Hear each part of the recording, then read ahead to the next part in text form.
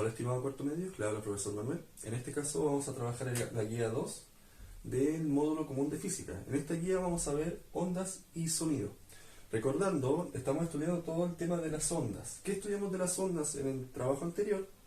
Estudiamos sus características, su clasificación y sus fenómenos. Claramente, estos tres apartados los vamos a aplicar al sonido. Recordando un poco, cuando hablamos de las características, estamos hablando de lo que era la frecuencia, el periodo, la longitud de onda y la rapidez de onda. Y además, cuando teníamos que identificar las partes de un tren de ondas. Luego la clasificación es cuando la clasificamos por distintos criterios, ya sea por su naturaleza, por su dirección de propagación, por su sentido de propagación, por su periodicidad y por su dimensión. Y por último, los fenómenos, ahí explicamos todos los fenómenos, lo que era la reflexión, la difracción, etcétera. Ahora, ¿qué vamos a hacer? Vamos a llevar todo lo anterior al sonido, ¿sí?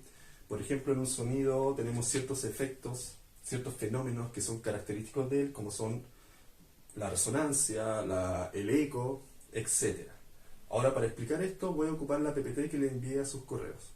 Bueno, estudiantes, vamos a ver el sonido. ¿Qué vamos a estudiar del sonido? Vamos a reconocerlo como onda, sus características, sus fenómenos y aplicaciones. Y claramente todo esto a la resolución de problemas. Dividimos en tres grandes temas. Tenemos sonido y sus características, fenómenos y aplicaciones del sonido.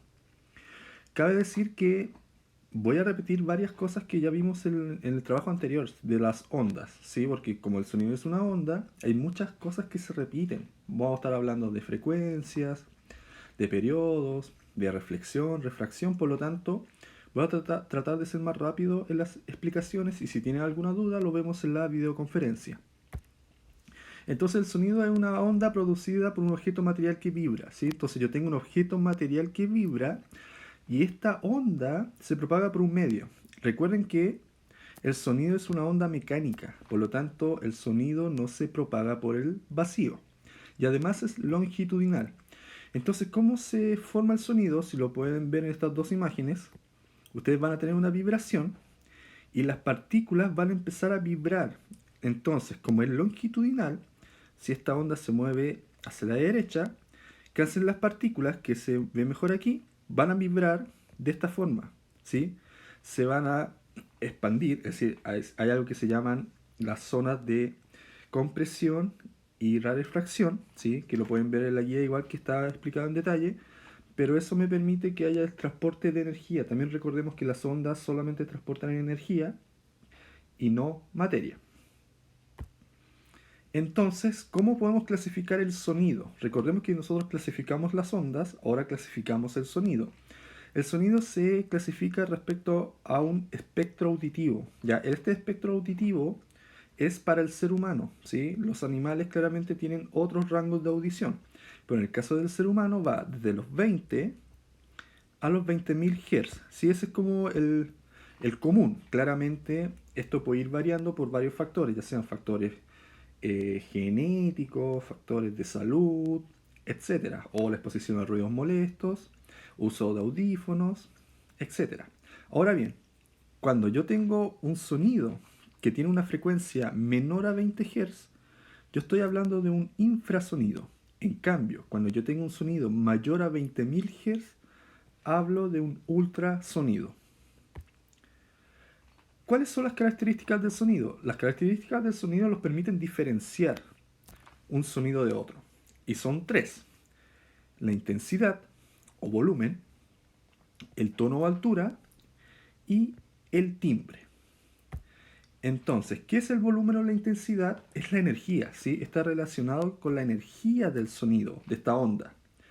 ¿Y cómo lo podemos describir?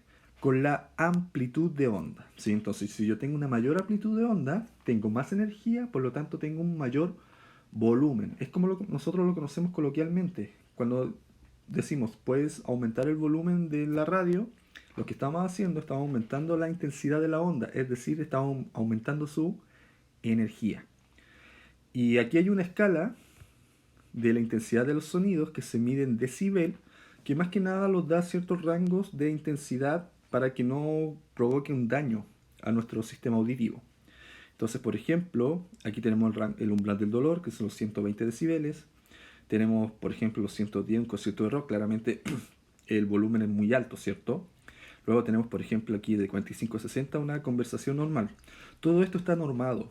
Por eso, por ejemplo, si hay una construcción, ellos tienen que tener ciertas normas para no exceder de este umbral del dolor, por ejemplo. Y claramente tienen que estar en un promedio de los 70 decibeles, ¿sí? Porque ya claramente después, si yo voy aumentando la intensidad, esto va provocando problemas, ¿sí? Ya sean ruidos molestos, problemas en el oído, etcétera. La siguiente característica es el tono o altura, ¿sí? Tono o altura está relacionado con la frecuencia, ¿sí? Esto es bastante sencillo. Si yo tengo frecuencias bajas, que son vibraciones lentas, recordemos que la frecuencia era los ciclos por segundo, yo voy a tener sonidos graves o una baja altura, ¿sí? Una altura leve. En cambio, las frecuencias altas son vibraciones rápidas y son sonidos agudos, es decir, una mayor altura. Y aquí se da un ejemplo, ¿cierto? Por ejemplo, un sonido grave, claramente yo tengo menos oscilaciones que en un sonido agudo. La siguiente característica es el timbre. El timbre es una característica del material que emite el sonido. Eso es lo más importante. Es una característica de la construcción de este cuerpo que emite el sonido. Por ejemplo, ¿qué me permite un timbre? Si yo tengo dos notas musicales iguales, pero de una guitarra y un violín, el timbre me va a permitir distinguir un sonido del otro. O por ejemplo, cuando se habla del timbre de voz, yo puedo tener voces agudas, ¿cierto? O que dependiendo de cada persona, de su caja de resonancia, esta voz va a ser distinta. ¿Por qué? Porque tiene distinto timbre. Y lo que yo le había dicho anteriormente de la pérdida de sensibilidad auditiva se da más que nada porque hay un desgaste de las células sensoriales y además se da por exposición a sonidos de gran intensidad o de alto tono, es decir, de una alta frecuencia.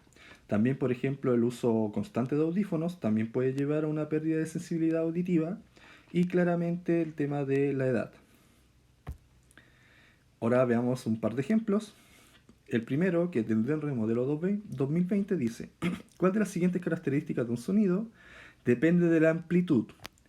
Este tema del sonido es muy conceptual, ¿sí? Vamos a ver en la guía que hay un par de ejercicios de aplicación de fórmulas, pero el gran grueso del estudio del sonido es conceptual. Entonces, la amplitud que era la intensidad, el volumen, ¿sí? Por lo tanto, la alternativa correcta es C. El tono se relaciona a la frecuencia, el timbre a las características de este objeto que vibra. La longitud de onda y la rapidez son características de la onda como tal, ¿sí? Entonces lo que relaciona la amplitud es la intensidad. Luego dice: cuando el violín y un piano emiten ondas de igual frecuencia, se afirma correctamente que en el aire sus sonidos en el aire están viajando en el mismo medio. Sus sonidos asociados tienen la misma intensidad.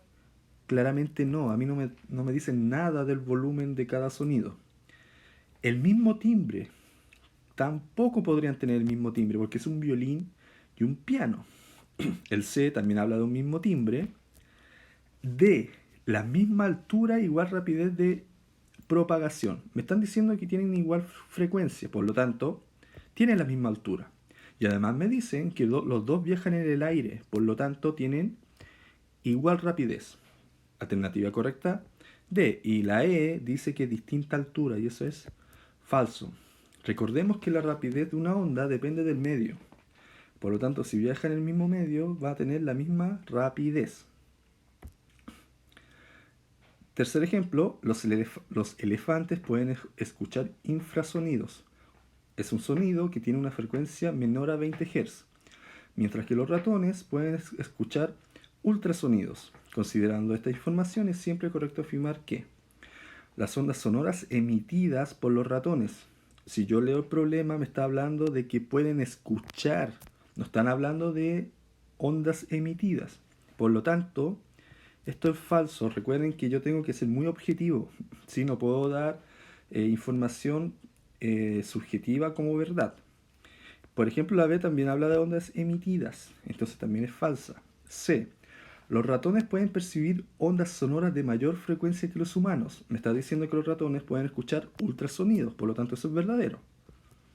Y los elefantes pueden percibir ondas sonoras no audibles por los humanos. Como los elefantes pueden escuchar infrasonidos, claramente esto es correcto.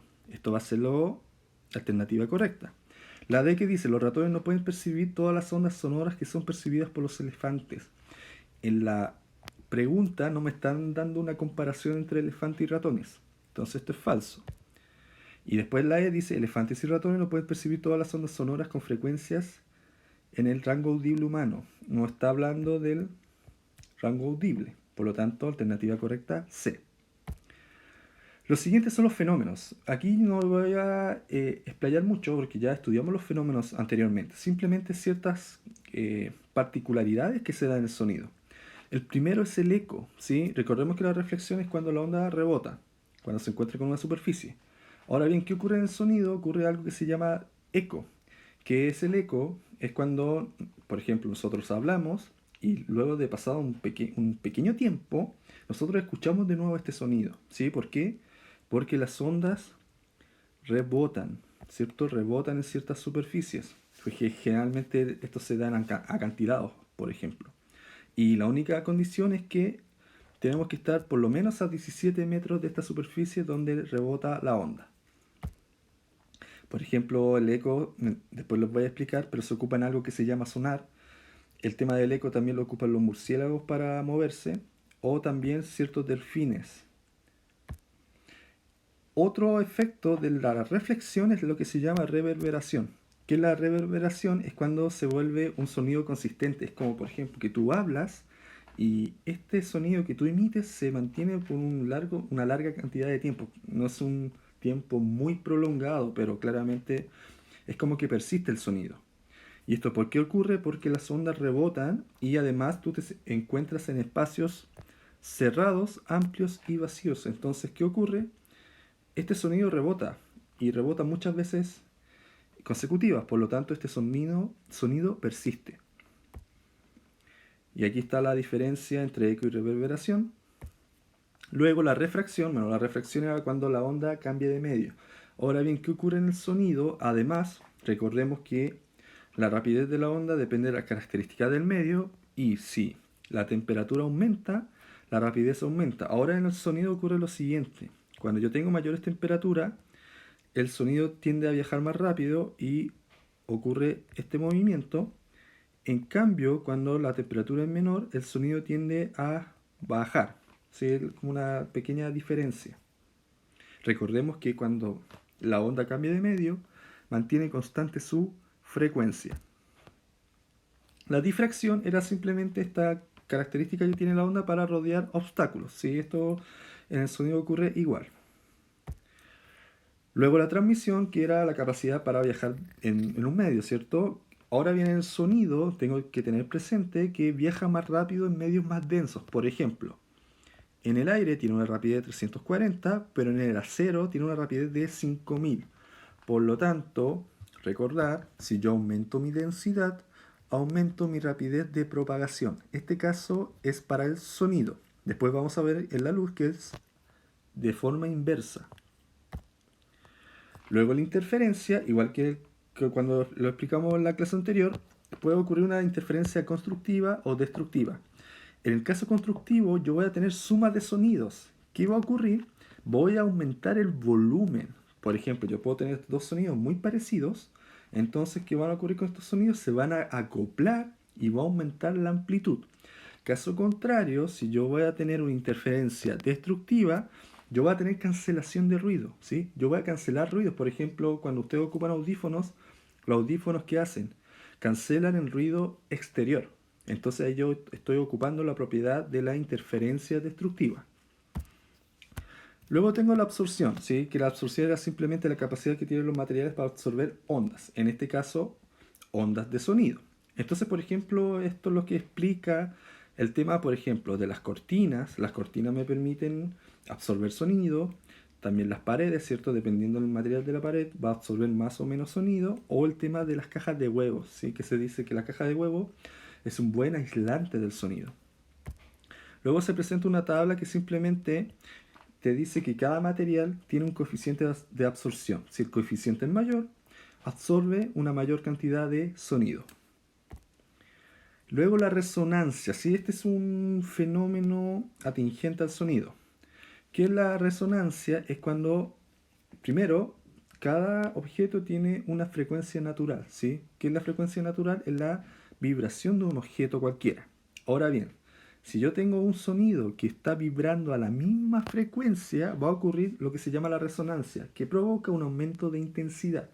Esto se ve, por ejemplo, cuando alguien emite una voz, puede llegar a quebrar copas, por ejemplo. ¿Por qué? Porque la copa tiene una frecuencia natural, tu voz tiene una frecuencia similar a la de la copa. ¿Qué va a ocurrir? Va a haber un acople, ¿cierto? Una interferencia constructiva y voy a aumentar la intensidad, y como aumento la intensidad, aumento la energía y llega un momento que voy a poder quebrar la copa. El efecto Doppler, ¿sí? ¿Cuál es el efecto Doppler? Es el cambio aparente en la frecuencia. ¿Y por qué ocurre este cambio aparente de la frecuencia? Porque hay un movimiento relativo. Esto es muy común, por ejemplo, cuando hay una ambulancia que está con su sirena funcionando, nosotros sentimos que cuando la ambulancia se acerca, el sonido es más agudo. ¿Qué quiere decir eso? Que la frecuencia aumenta. En cambio, cuando la ambulancia se va alejando de nosotros, consideramos el sonido con una menor frecuencia, es decir, más grave. Entonces, ¿qué es el efecto Doppler? Es simplemente este cambio de la frecuencia respecto al movimiento relativo de un cuerpo y otro. Y ejemplo, que esto es también un ejercicio del DELRE, dice, 3 automóviles se encuentran en un cruce de 2 calles perpendiculares, es decir, ocurre algo de este estilo, aquí tengo las calles, ¿cierto? Y van a haber 3 automóviles, y sus respectivos conductores P, Q y R mantienen sonando sus bocinas al mismo tiempo. Si P estuvo siempre detenido respecto a la calle y escuchó el tono, es decir, está hablando de la frecuencia, ¿cierto? Del sonido de las bocinas de Q y R cada vez más grave, entonces, ¿qué quiere decir? Que la frecuencia que percibe P es menor, ¿sí? Porque recuerden que cuando yo hablo de un tono grave, estoy hablando de una frecuencia baja. ¿Cuál de las siguientes opciones es consistente con esta situación? Es decir, P escucha las sirenas de Q y R con una frecuencia baja. A. Q se aleja de P y R se acerca a P. Recordemos que el alejar significa menos frecuencia y el acercar significa mayor frecuencia. Pero en este caso, en los dos casos de Q y R, la frecuencia es menor. Por lo tanto, esto es falso. La B dice Q se acerca, eso es falso. Después la C dice Q y R se alejan de P por la misma calle. Eso tiene sentido. Después la D dice Q y R se acercan a P por la misma calle. Eso es falso. Y después Q y R se acercan a P por distintas calles. Falso. Por lo tanto, la alternativa correcta es la C. Y luego las aplicaciones del sonido, que en este caso voy a explicar dos. La primera es el ecógrafo. ¿Qué es el ecógrafo? Es un aparato que usa ultrasonido. ¿Para qué? Para trazar imágenes del interior del cuerpo humano. Es decir, el ecógrafo se ocupa para ver el tema del crecimiento del embrión humano, ¿sí? Dentro de la madre. Entonces ocupas ondas de ultrasonido. Y se basa más que nada en la reflexión, ¿sí? Por ejemplo, aquí se ve el esquema. Yo voy a tener el emisor del sonido. Entonces esto va a viajar por el interior del cuerpo. Aquí va a encontrar el objeto, que claramente va a ser la guagua. Y luego al rebotar, el rebote, el aparato claramente mediante señales eléctricas, estas ondas sonoras las convierte en señales eléctricas y genera la imagen. La siguiente aplicación es el sonar o ecosonda, que lo había dicho anteriormente. El sonar se basa en infrasonido y la forma de funcionamiento es similar al ecógrafo, ¿sí? Yo voy a tener el emisor del sonido, que generalmente se ocupa para que los barcos vean la distancia de los objetos, ¿sí? Por ejemplo, aquí con estas rocas. Entonces emite el sonido, después rebota, y claramente esta ecosonda va a tener un aparato eléctrico que va a convertir estas señales sonoras, estas ondas, en imágenes. O más que nada, lo que hace también es ver la distancia, porque si tú tienes Tú sabes la rapidez del sonido en el agua, así que es del orden de los 1500 metros por segundo.